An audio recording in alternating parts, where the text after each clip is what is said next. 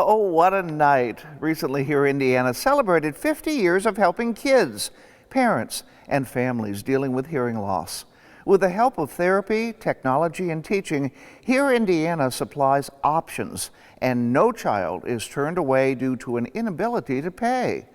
Proud to be a spokesperson and help them get their message out, I was also honored to be the MC of the 50th anniversary gala.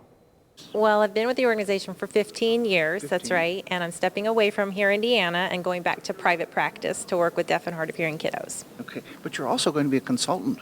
Well, no, I was a consultant, and now today is my last day. That's why I mean it's going to be emotional. I'm done. I thought you were still going to be a consultant. So if I call you, you won't consult with me? Well, you are different.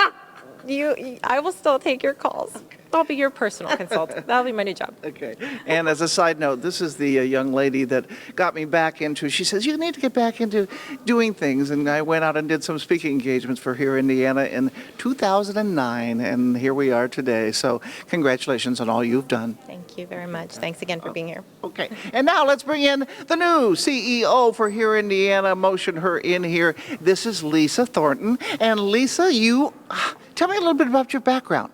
Well, I've been in the development work for many years in nonprofit as well as on the for-profit side, business development, advocacy, and also program development. Wow. So, and my heart actually is the passion for kids being able to get services that they need. And in my own family, we had experience with speech and hearing services that really helped and made a difference. And so I want all kids that need this help to be able to get the same help. Honored with the Living Legacy Award, Dr. Richard Miyamoto has been at the forefront in hearing technology for decades, and he was the first doctor to diagnose me with Meniere's disease in 1987. He appreciates his collaboration with Hearindiana. Well, they were with us from the very beginning when we started our cochlear implant project because they were very interested in whether this might work with kids. We didn't know at the time and had to find out many things, but they backed us from the very beginning. And you were one of the first people to implement and put in the cochlear implants, is that correct?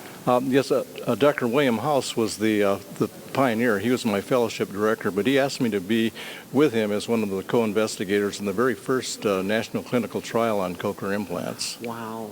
So you're a pioneer. How about that? Well, we started when no one thought it was going to work, actually.